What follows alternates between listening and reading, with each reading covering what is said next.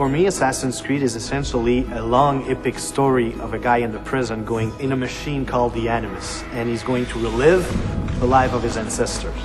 In Assassin's Creed 2, we follow Desmond, who's going to live the life of Ezio Auditore da Firenze. The meaning of Ezio's name, in following with the tradition established by the first Assassin's Creed, is that Ezio means eagle. Eagle, or the flying one. Its origins come from Greece.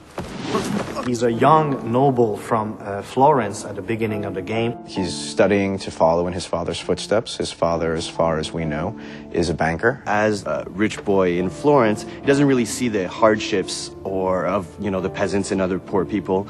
And it doesn't really affect him either. He's more of a carefree guy. He does what he has to do. He's got lots of money. He's got lots of friends. And in regards to the women, he's very charming. He always says the right thing, to surprise them, to stand out of the crowd. And that's why they have a really hard time resisting to his charms.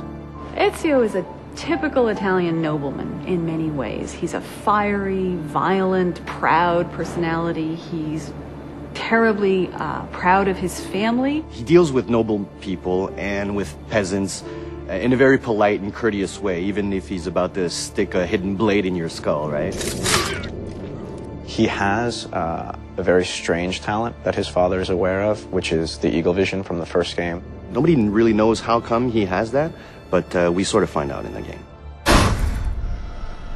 At one point, something tragic happens to himself and his family. What happens is that the same people that Ezio considered to be dear family friends actually turn on him. People that are very close to him are taken from him, and becoming an assassin and acquiring those skills will give him the abilities necessary to exact revenge.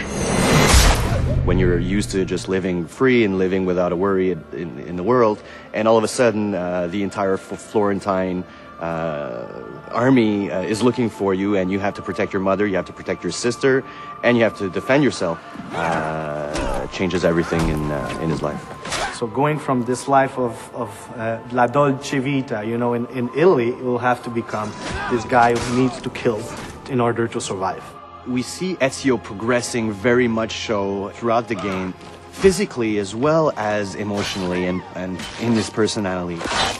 As a player, you will go just like the main character, in the same, you will be at first just like you and I, and then will become this badass main character. Before he just wants vengeance, but later on he wants justice.